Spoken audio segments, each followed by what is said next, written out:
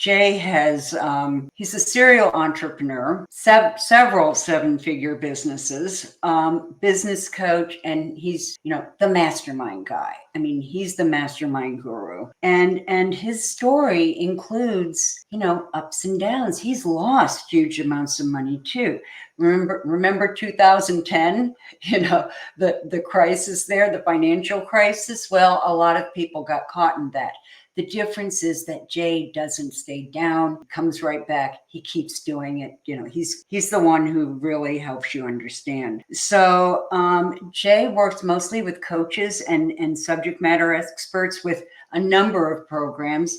Mastermind Mastery, create and fill your high-end mastermind in 60 days, and the 6-figure Masterminds Boot Camp. So I'm really looking forward to having Jay talk with us today. He's going to talk to us about how to create recurring revenue while creating more impact clients. So welcome, Jay Fairbrother. Hi, Dumont. How are you? Hey, it is so good to see you. It's always a thrill. And I'm looking forward to your presentation because I learn something new every time.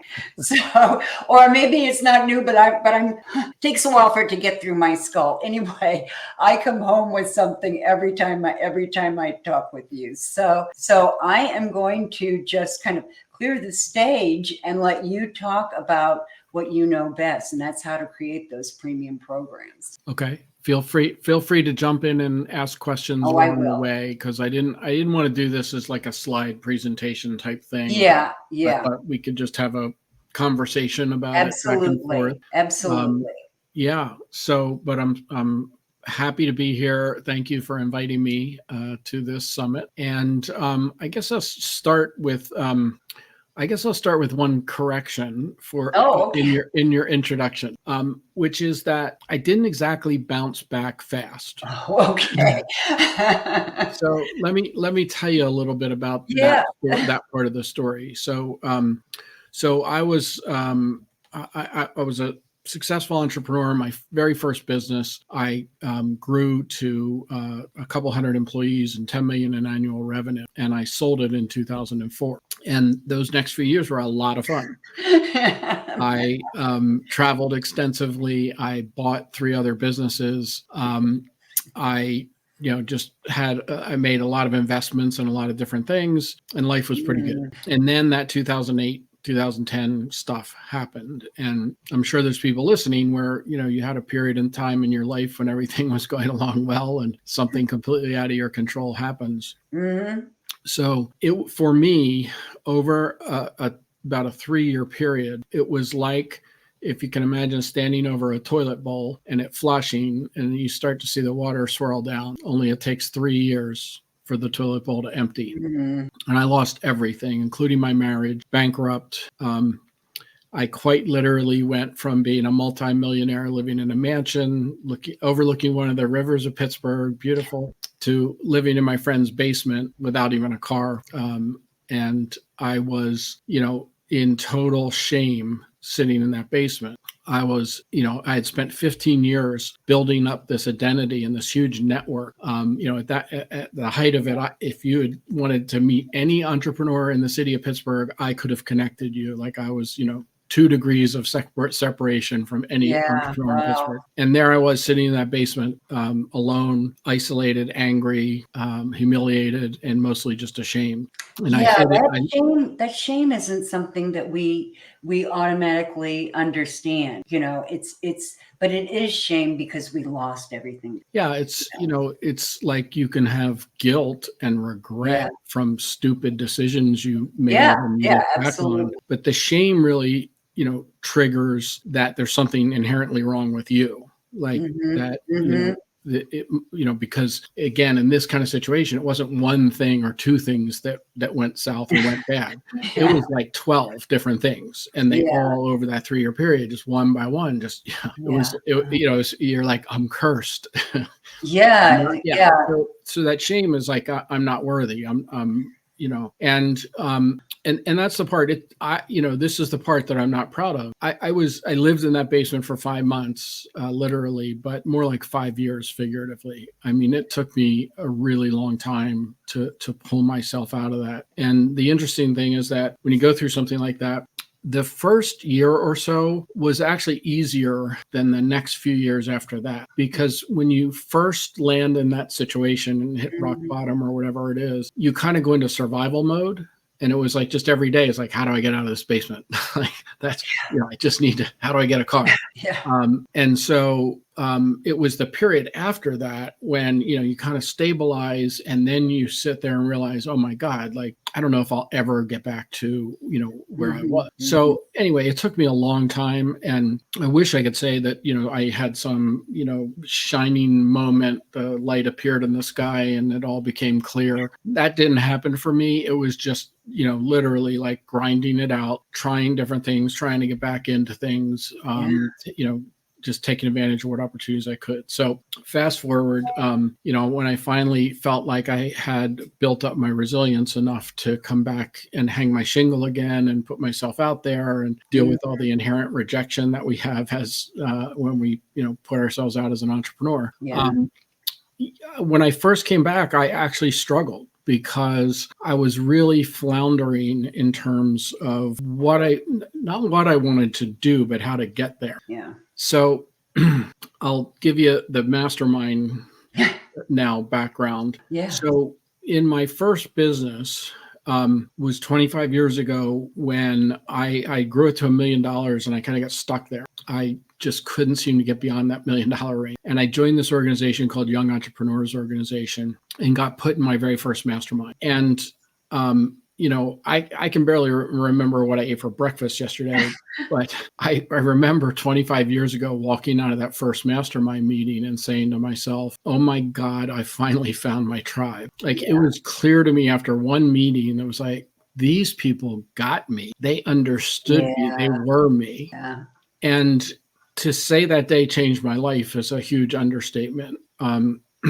I loved being in the mastermind so much that as I rose up to become president of the Young Entrepreneurs Organization, I started joining every new mastermind we created. And my idea was I'd sit in for a few months and run it and facilitate it, get it off on the right foot, and then hand it off. Some of them I stayed in for a little bit longer than a few months.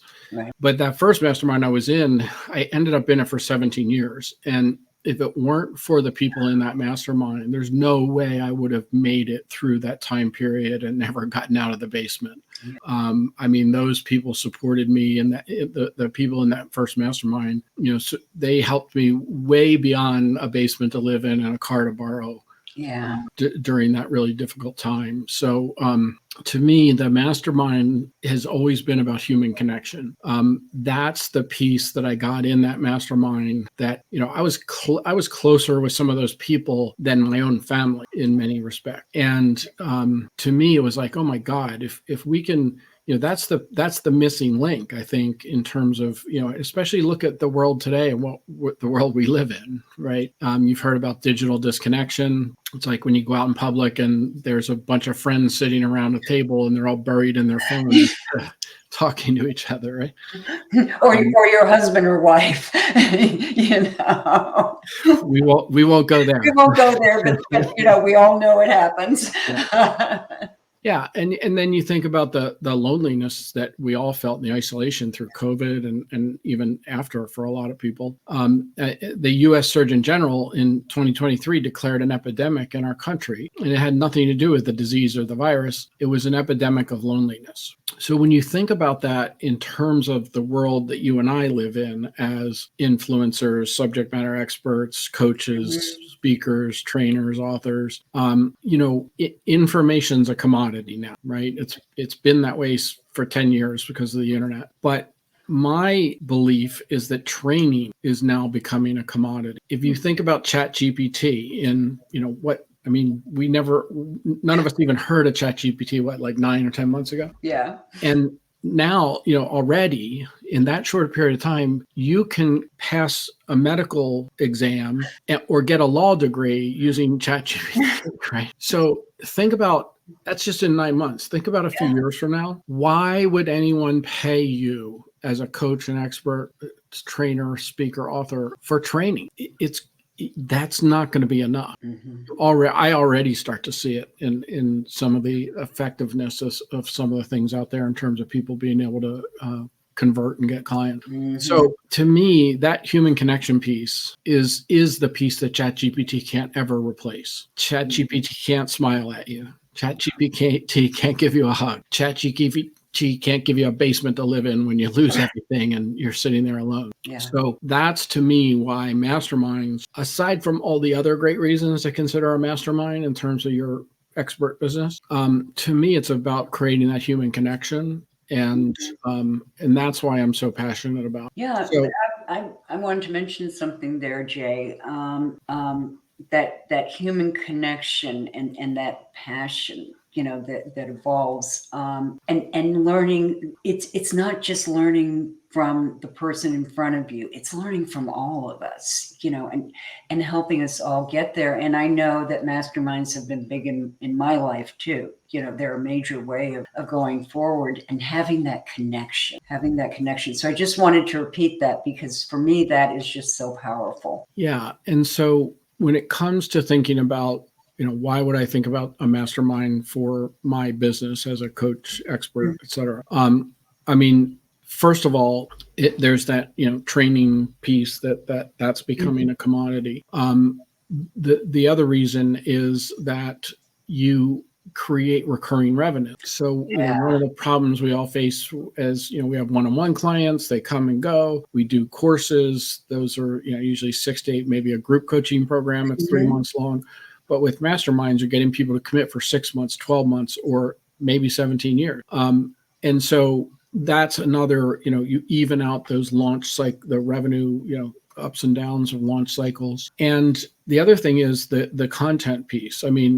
If somebody came to me and said, Jay, let's create a program together, 12 months long, training people to do X, Y, and Z. That would keep me up at night, like thinking about, oh my God, 12 months of content. Like, come on. Yeah. Yeah, no. And ChatGPT can help, but it can't do, do all of that. In fact, ChatGPT, we should acknowledge, is a very poor writer. You're right. It can help. I'm not. ChatGPT can help us in many ways, but it can't replace us. Yeah. So but the biggest thing is the impact that you can have with clients. With a lot of things that we do, especially if you're like a lifestyle coach or a healer or things, sometimes you can only take people so far in 6 or 8 weeks. For real transformation, what if you could work with somebody for a year? Right. And that's what they signed up for. So there's a ton of reasons, to think about creating a mastermind if you're in this market. But what I see a lot of people do is especially when they're starting out, they're like, well, I have all this expertise and I want to help people. I want to change the world. But the way we approach it is, okay, what can I create that people will buy? And to me, that's a huge mistake right there. Instead of approaching it about what am I passionate about? How can I best help and serve people and create long-term life-changing transformations for people, right? And then think about who are the people that I want to work with, right? Who are the people that I'm passionate about waking up in the morning and go, oh my God, I get to work with my mastermind group today because I hand selected and curated the people that I want in the group, not just the people willing to pay for it, the people that I vetted and the people that I want in my intimate little tribe and the people I love working with. So to me, when we do that shift, and I mentioned a minute ago that I struggled when I came back into this world. I knew I wanted to do masterminds, and so I went down that path, but I wasn't very targeted in terms of masterminds for who. It's just like entrepreneurs. And then an opportunity arose where I started doing sales training for coaches, speakers, authors. And it was an opportunity that I created, but it was like I was getting these clients like literally handed to me on a platter. So over about 18 months, I worked with over 100 coaches one-on-one, teaching them how to have selling conversations, one-on-one conversations from kind of cold discovery. In fact, from LinkedIn calls, right? Yeah, right. And so I had a lot of fun doing that. And I realized how much I loved working with coaches. And I thought I'll spin off a course, right? And I built the course. I got it all recorded, and I was ready to launch it. And I was sitting at a 3-day event, and the person running it is one of our mutual mentors, Mastermind Guy, was talking about, what do you want to be known for? And it hit me like a ton of bricks at that event. I literally had an epiphany at that event. Yeah. And I was like, I don't want to be known as the sales dude. Like, that's just like, I've owned 9 different businesses in 6 different industries. I think I can help. Yeah. So it really hit me. And I took that training course and I threw it out. Like, it's still sitting on my computer somewhere, but I never launched it because it's like, this is not what I'm passionate about. What I'm passionate about is masterminds. And I know I can help people create masterminds of their own as a way to really scale their business and get out of the hamster wheel of, low-end programs and one-on-one and courses, and really take their business to the next level. And that's so important. Yeah. As soon as I made that shift, everything changed. I mean, literally everything changed, because suddenly I was not focused on, what can I create that people will buy? I was focused on, what am I passionate about? Who do I want to work with? And it's been a fun ride for the last couple of years. Yeah, and I remember when I first met you, Jay, you were doing that sales course, and I just I see the passion you have for this. I really see the passion that you have for this, and it was such a wise choice. And the comment that you just made about we want it to be people that we really want to get, who would you want to work with every day? Who would make you jump out of bed? And you asked me that at one point. And the first time you asked me, I didn't have an answer. I kept trying to come up with people, and I was like, you can even be famous people. No, I couldn't come up with a single person. And then you asked me again that same question. It was like, who would make you feel like you were thriving, in that? And immediately 3 people came to mind. And I think it was just, I'd heard it for the second time. I'd been through it and I heard it for the second time. And that is a tremendous pivot there in the way that you're thinking. It's a real game changer. Yeah, it really is. And sometimes it takes a while to get there, but when it clicks, and I've seen this with so many of the clients that I work with, and sometimes I feel like I'm fighting them when we're trying to get to this, what you're passionate about and who you're passionate about working with. But once they get it, it's like, oh my God, things.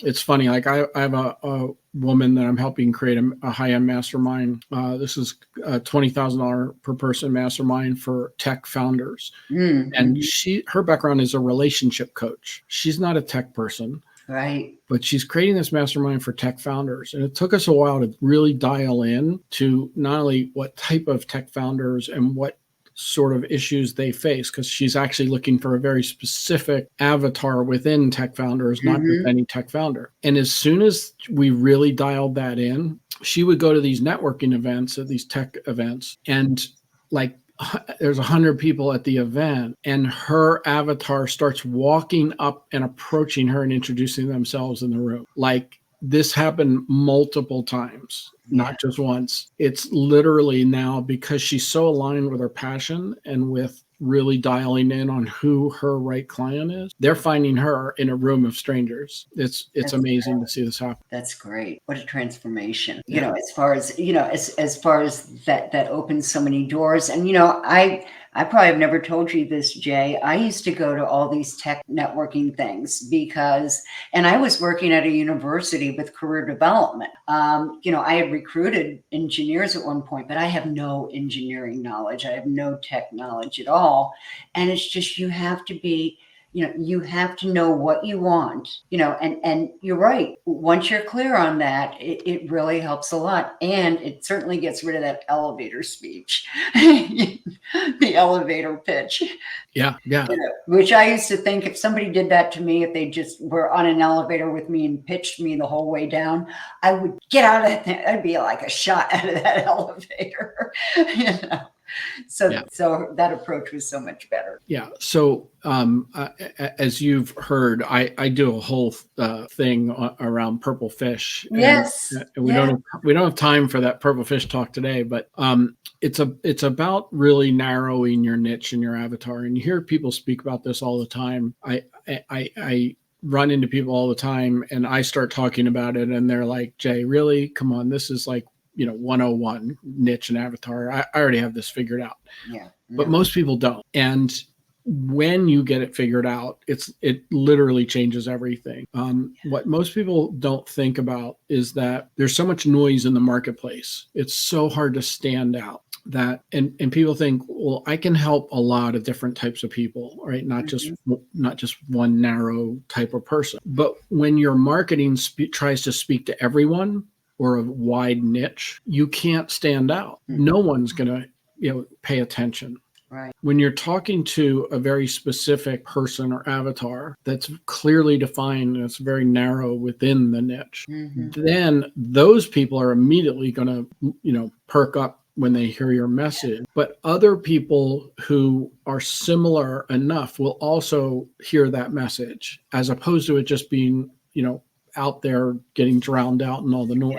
Yeah. So anyway, it's a tough thing to actually land on, but once you do, it really changes everything. Yeah, and that is such a challenge for people. I run into that all the time. That niche question, and I could go on and say that I'm going to look for all the professional coaches and trainers.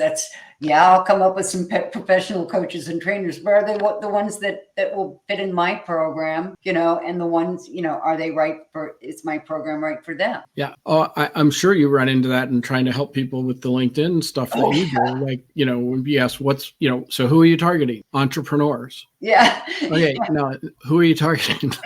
That's not a niche. Yeah, exactly.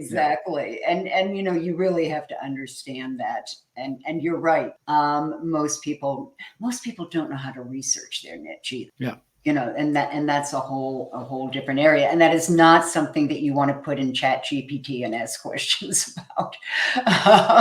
It takes those real conversations. Yeah.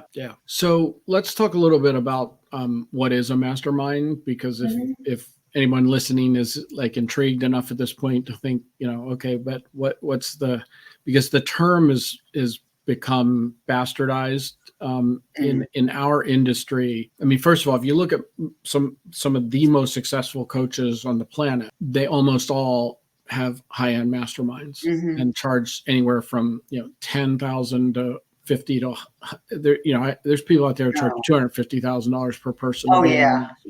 Yeah. But a lot of those are actually not masterminds. They're really just glorified group coaching with a mastermind label slapped onto it because it sounds better and they can get more money. So if you look at, what is a mastermind, Napoleon Hill is credited with coming up with the term, and it's a pretty simple concept. You put one person with a brain in a room with another person in a brain. You create this third invisible, intangible force that he called the mastermind. So if you imagine putting 8 to 14 people in that same room for 8 to 14 brains and the size of that invisible, intangible force that you create, the key is that the 8 to 14 people have to have commonality. They have to have similar fears, challenges, and frustrations, and they have to have similar aspirations and goals. And when they all do, then you activate that group brain. So you're tapping into all of that collective experience, collective knowledge, collective wisdom, and collective brainstorming to help the individual members of the group, achieve those aspirations and goals, right? So true masterminds are about collaboration, co-creation, support, accountability. You are invested as much in helping everyone in the group as yourself. And it takes the relationship beyond the one to guru relationship. Yeah.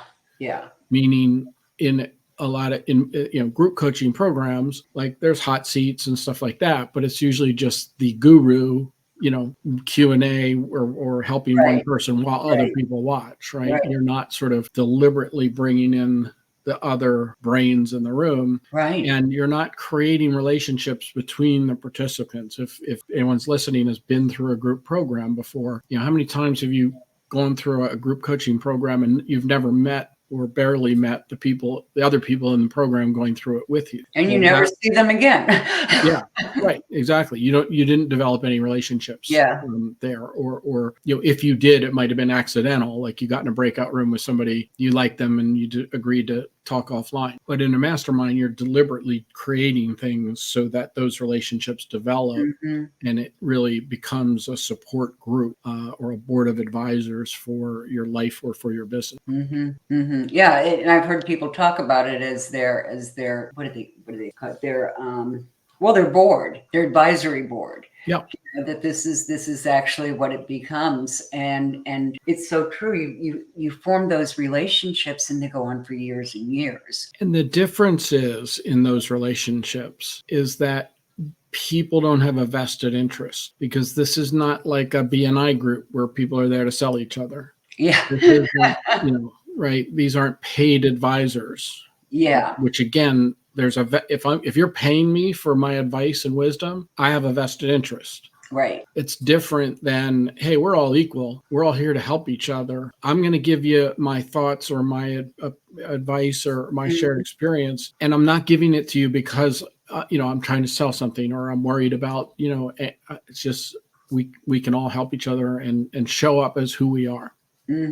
So that's critical for sure. Yeah. And Jay, could you talk a minute about, and this is not a favorite topic, but what can go wrong in a mastermind? What is the wrong kind of mastermind? Yeah. What affects it? Yeah, it's a great question. So, in order to answer that, one of the most important things to create a well-run mastermind is creating the correct container. So again, some people think of a mastermind as just, okay, maybe it's a bunch of business owners and we get together and have some cocktails and, talk about our problem. That mastermind's not going to last. Certainly not 17 years. So there's got to be structure to it. There's got to be some rules and protocols and group expectations for attendance, for participation, and that kind of thing. So when you give it structure and direction, that's going to help a lot. You have to create a safe container for people to open up and get vulnerable, right?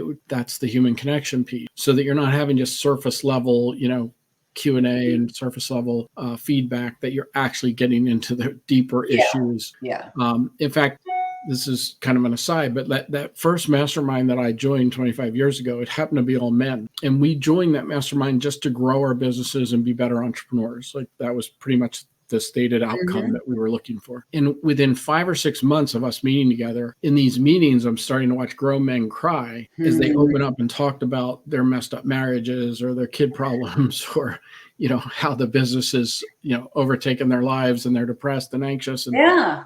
It was like, wow, I did not expect this. This is not what I signed up for, but it really was amazing because we were able to help each other at these much deeper levels because of that. And do it without feeling like you are telling tales out of school. Yes. And that's a great next point, because confidentiality is critical in a mastermind, and you've got to constantly remind people of that. I had one of the masterminds I was in, and I think this mastermind had been going on a couple of years at this point. Excuse me. And we had it was a local in-person mastermind. We decided to have a holiday party and invite significant others and spouses up to the holiday party, so they get to meet, these people that we're hanging out with once a month for 3 or 4 hours. And at that holiday party, one spouse went up to another spouse and said, "Oh, I'm so sorry to hear about such and such." And it was like a major breach of the mastermind confidentiality. And it literally destroyed the mastermind because those two members immediately had a huge conflict. And then people started taking sides, and literally the mastermind fell apart after we had been together for a couple of years just because of that one breach of confidentiality. So yeah, it's so important to have confidentiality. And the other thing, and this ties into that commonality, is there has to be mutual respect. If you have people in a mastermind who think they're better than others or more important, or I don't need to show up on time because I had a big client, like, well, no, if you're all entrepreneurs, you all have big clients and everybody else got there, right? Yeah. So there's things like that that are just about setting the expectations from the beginning and then enforcing them. Like I give you an example of this. In my current local mastermind that I run here in Pittsburgh, when we first formed, we created rules around attendance and lateness, right? And then about 9 months into it, we actually made them even more strict. So our current rules are, if you're late, it's $25 every 15 minutes you're late, goes into penalty kitty. And if you miss a meeting that's not an emergency, it's $100 for the missed meeting. And if you miss a meeting that's non-emergency one time a year, you're kicked out of the group. Wow. And you can be voted back in by a majority decision.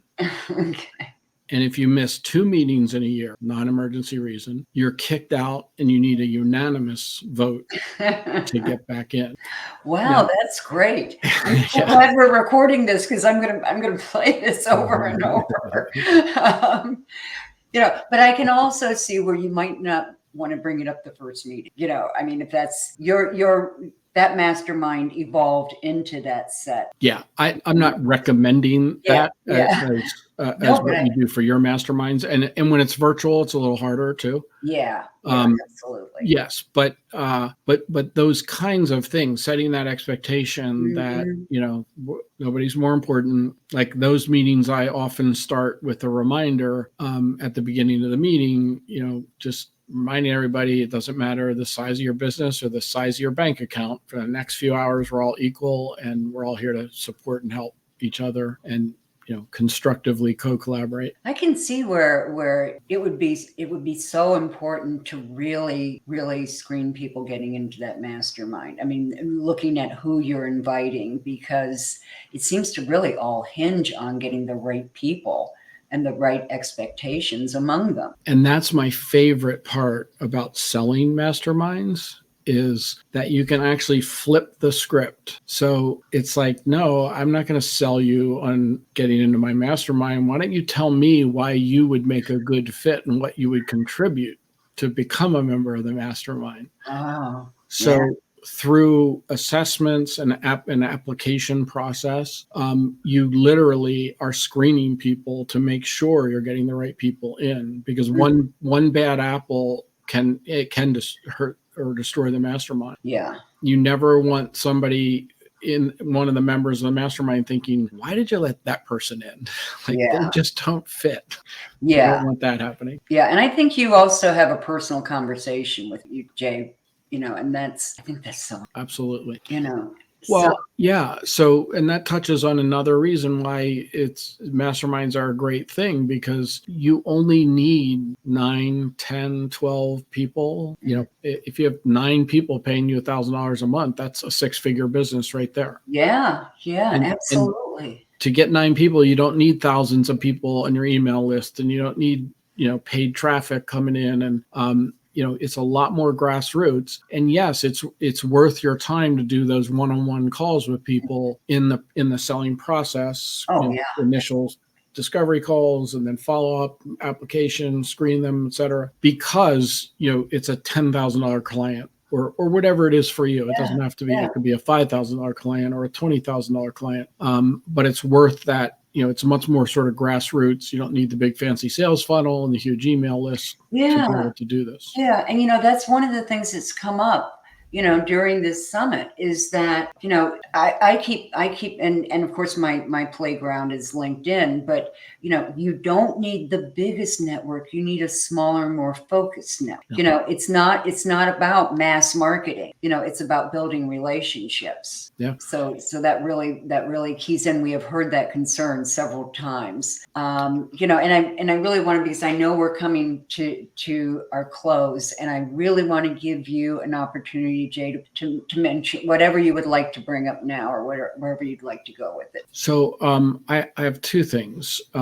One is that if you are listening to this live or in the next few weeks, on January 30th at noon, I have my Mastermind Masterclass, which is free to attend, where I go into a little bit more detail than we had time today on all the reasons that you want to think about a mastermind and how you can put one together.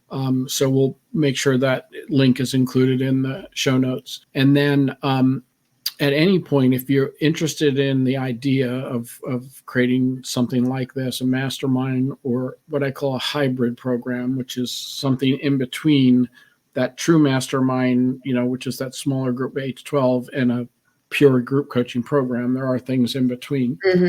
If you're interested in either of those, the link will also include is for Mastermind Ready Scorecard. So it's mastermindreadyscorecard.com. And I think that link will take you to an assessment that takes a few minutes to find out, but it really will sort of clue you in as to what pieces in your, where your strengths already are in terms of creating a program like this, and where there might be holes that you might want to look at in terms of getting ready to do this. But one of the misconceptions that's out there is that, I've got to be like a really advanced coach or far along in my business to create a program like this. And that's just not true. I know plenty of coaches, they don't even have a course. They don't have a low-end program. They work with people to get them right into a mastermind as their high-end program.